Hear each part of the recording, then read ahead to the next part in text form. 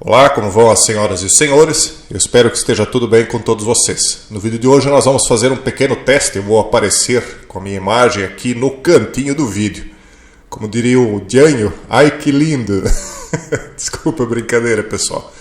Mas eu vou aparecer aqui porque isso dá um toque um pouco mais pessoal, né, para os vídeos. E até eu gostaria dos comentários de vocês na descrição para ver se vocês aprovam ou se é indiferente. E aí a gente adapta conforme fica melhor para o entendimento de vocês, né, para que o canal aqui prossiga trazendo informações. Bom, o artigo de hoje que nós vamos analisar é sobre ainda a crise na Ucrânia, desta vez focada nesta questão de se Putin usará suas armas de energia contra a Europa ou não. Ou seja, se a Rússia vai ou não cortar os subsídios energéticos para a Europa, né? O artigo começa dizendo o seguinte: com a Rússia ameaçando uma nova invasão da Ucrânia, autoridades dos Estados Unidos e da Europa, ou da União Europeia, vêm trabalhando em planos de contingência para identificar fontes alternativas de energia para os consumidores europeus, caso Moscou interrompa as entregas de petróleo e gás para o Oeste. Inclusive, foi corrigida uma informação que eu trouxe em vídeo anterior por um amigo, né? Que a proposta dos Estados Unidos, de momento, seria trazer o combustível dos Estados Unidos, seja ele gás, seja o que for, por via navio, ou seja, iria encarecer ainda mais do que na proposta que eles têm a longo prazo de criar também uma espécie de oleoduto e gasoduto dos Estados Unidos para a Europa. Então é óbvio que para os Estados Unidos é vantajoso, mas para a Europa é extremamente desvantajoso e caro comprar esse combustível norte-americano. Embora ninguém além do próprio Putin possa saber com certeza se tais interrupções estão sendo consideradas interrupções no fornecimento de gás natural, petróleo e produtos derivados de combustíveis fósseis, não podem ser descartados devido aos altos riscos do atual confronto geopolítico. Qualquer movimento desse tipo enviaria ondas de choque nos mercados globais. A vulnerabilidade da Europa a quaisquer reduções no fornecimento de energia russo dependeria de seu momento e escala. No cenário mais extremo e provavelmente apenas em resposta às sanções ocidentais esmagadoras, a Rússia imporia uma suspensão total de suprimentos em um momento de pico de demanda no inverno. Ou seja, em um primeiro momento, a analista desse artigo acredita que a Rússia não cortaria o fornecimento de energia, até porque isso é uma via de mão dupla. Por um lado, a Europa sofreria, evidentemente, mas a Rússia também, uma vez que a venda desses subsídios, né, dessas energias para a Europa, são fontes de renda para a Rússia. Então, apenas, segundo a opinião da escritora do artigo, apenas em um momento de maior intensidade nessa disputa de nível global que nós estamos presenciando, somente aí ela acredita que a Rússia efetivamente faria o corte, né? Isso envolveria a redução dos fluxos de gás natural através de todas as 4 rotas que fornecem gás russo para a Europa, incluindo Ucrânia e Polônia, bem como os corredores Turk Stream e Nord Stream. A procura diária de inverno na Europa tende a aumentar cerca de 30% em relação ao resto do ano, com o consumo diário a rondar os 1,8 mil milhões ou bilhões de metros cúbicos. Como as exportações russas de gás foram limitadas em cerca de 249 mcm por dia em janeiro por causa da redução do fornecimento via Ucrânia e nenhuma entrega via Polônia, as importações de GNL aumentaram, totalizando cerca de 11 bilhões de metros cúbicos, de acordo com os dados globais e provedores de notícia. Quer dizer, isso é óbvio, né? Óbvio que no inverno se usa muito mais energia, considerando que o inverno europeu é realmente inverno. Lá há locais onde a neve cobre as pessoas, né? Dependendo do local. Então eles falam aqui em aumento de 30% do consumo nessa época do ano. Então, se a Rússia suspender completamente as exportações, seria possível aumentar a capacidade de importação dos terminais de GNL por uma pequena margem. Então, vocês imaginem uma Europa que hoje tem uma população muito maior, uma boa parte da população já com uma idade um pouco mais avançada, que já não tem quantidade suficiente de floresta para queimar, né? Como era no passado. Antigamente os europeus viviam no entorno da fogueira, da lareira, e aí então tiravam lá uma árvore, 2, 3, faziam lá a sua lenha e passavam o inverno. Agora isso é impossível. Imagine todas essas pessoas tendo de fazer isso. O resto da floresta que eles têm seriam dizimados, né? Que já não é muito. Então, danos à rede de oleoduto da Ucrânia também ajudariam a Rússia a persuadir as autoridades europeias da necessidade de acelerar a certificação do controverso oleoduto Nord Stream 2. Por quê? Porque eles estão falando aqui da possibilidade de uma AG entre a Rússia e a Ucrânia, e que a Ucrânia não necessariamente, talvez, danificaria esse oleoduto por querer, mas seja por querer ou sem querer, uma vez danificado o oleoduto que passa, o gasoduto que passa pela Ucrânia, a Rússia então teria argumentos maiores para certificar o Nord Stream 2 que passa pelo mar, né, pelo oceano, que evidentemente está funcionando, mas não está sendo certificado por algumas autoridades europeias simplesmente por conta de uma disputa política e econômica, né? Por um lado, aí, os Estados Unidos pressionando economicamente, porque, como já dito, eles querem vender para a Europa. Então,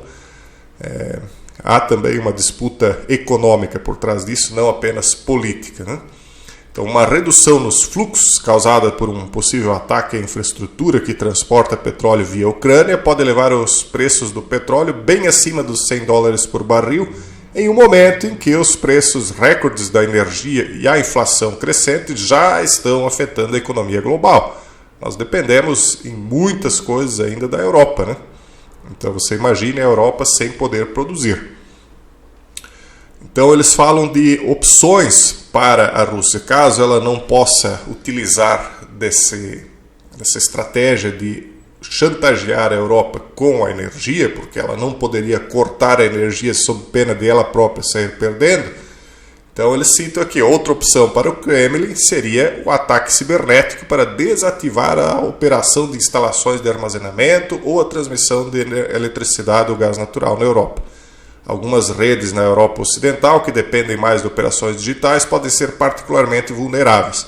O que não faz o mínimo sentido, porque uma vez que se a Rússia quer vender para a Europa, se ela mesma fizesse ataques cibernéticos contra redes de transmissão de eletricidade ou gás natural da própria Europa, isso evidentemente prejudicaria as vendas dela, a não ser que eles estão tratando aqui exclusivamente de ataques hackers em campos de gás natural advindos da própria Europa. Mas se os processadores e retransmissores do gás, que são também hoje todos eles, vamos dizer assim, coordenados, né, feitos todos eles através da internet, se eles também forem hackeados, é evidente que a Rússia sai perdendo. Então, para ela seria mais fácil simplesmente fechar a torneira. Então, isso aqui não faz sentido. A não ser que estão preparando a opinião pública para um false flag de hacker vindo de inimigos da Rússia para culpar a Rússia. Aí faria sentido. Então, as empresas do leste europeu também podem ser visadas, como foi o caso da maior operadora de distribuição da Ucrânia em janeiro de 2022. Aí até faz sentido. Moscou também poderia tentar impedir o operador do sistema de transmissão de eletricidade ucraniano de se reacoplar aos sistemas russos e bielorrussos. Como o operador da rede elétrica ucraniana está se preparando para ingressar no sistema de transmissão europeu a partir de 2023, espera-se realizar testes em fevereiro e no verão de 2022 que envolverão o desacoplamento completo das redes russa e bielorrussa. Hoje a energia elétrica também é gerida através de smart grid, ou seja, de uma rede inteligente de energia controlada também pela internet, feita desta forma para gerir melhor a transmissão, para economizar, para que não ocorram perdas enquanto você transporta a energia, e para localizar eventuais falhas, em que ponto exatamente houve a interrupção de energia. Então isso facilita, só que essa Smart Grid também torna o sistema frágil porque ela também é hackeável. Então você pode também desligar a energia por meio de hackeamento. Eles estão aqui então desacoplando totalmente a Rússia e a Bielorrússia da Smart Grid europeia, né? É possível que a Rússia e a Bielorrússia possam negar o reacoplamento temporário da grade ucraniana assim que o teste inicial for concluído. Isso criaria dificuldades significativas para a Ucrânia. Então eles dizem aqui que a Ucrânia poderia ser vítima de um ato destes da Rússia na sua Smart Grid. Essas opções estão todas muito alinhadas com as táticas de G híbrida que a Rússia vem implantando contra a Ucrânia e outros países europeus nos últimos anos.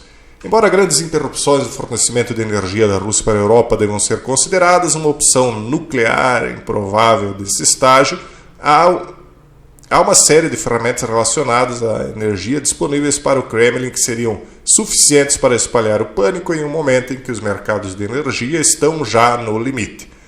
Nos últimos meses, a Rússia tem sido frequentemente acusada de usar o fornecimento de energia como arma geopolítica. Com o aumento das tensões internacionais, tais táticas podem em breve se tornar mais proeminentes. Na verdade, o fornecimento de combustível, de energia, de petróleo, sempre foi uma arma geopolítica de todos os que têm essas reservas em seus territórios. Basta ver a Venezuela, basta ver a Arábia Saudita, o próprio Brasil, todo mundo sempre usou esses recursos que tem em excesso para como uma espécie de chantagem, né? Olha, se eu não conseguir o que eu quero, eu não forneço o que você precisa. O Brasil muito pouco, né? O Brasil ele teria uma arma geopolítica muito mais forte, que é o alimento, né? Muito mais do que a energia, porque sem energia as pessoas até conseguem se virar melhor, mas sem alimento ninguém se vira por muito tempo, né?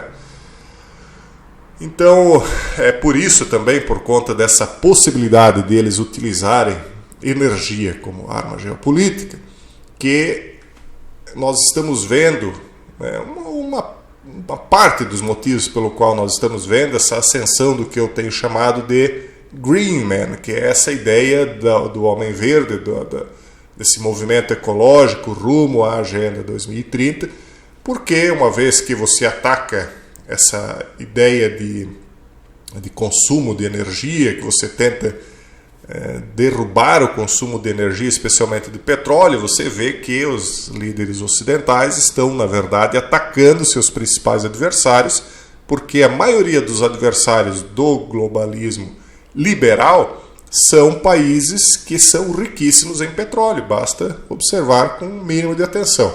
Os Estados Unidos, recentemente, pouquíssimos anos atrás, ficou independente por conta do xisto bituminoso, mas mesmo assim ainda depende bastante do petróleo. Então, ou melhor, dependia bastante, mas mesmo assim é interessante para que eles enfraqueçam seus adversários, que eles ataquem o fornecimento ou a necessidade do mundo de petróleo. Nesse momento isso está saindo pela culatra, o preço está subindo bastante, talvez até, e isso já é uma teoria que eu lancei há um pouco tempo atrás, talvez até eles estão propositalmente encarecendo o petróleo para justificar a mudança de base energética, ou seja, o petróleo se tornou caro demais, ao ponto em que a energia alternativa que antes era caríssima está se tornando mais barata do que o petróleo com o passar do tempo. Pode ser isso também. Bom, essa é a opinião deles. Eles acham que, a princípio, então, a Rússia não utilizará essas fontes de gás dela como arma energética contra a União Europeia e que apenas num momento crítico isto aconteceria. É isso. Eu deixo um forte abraço a todos vocês e até o próximo vídeo, se Deus quiser.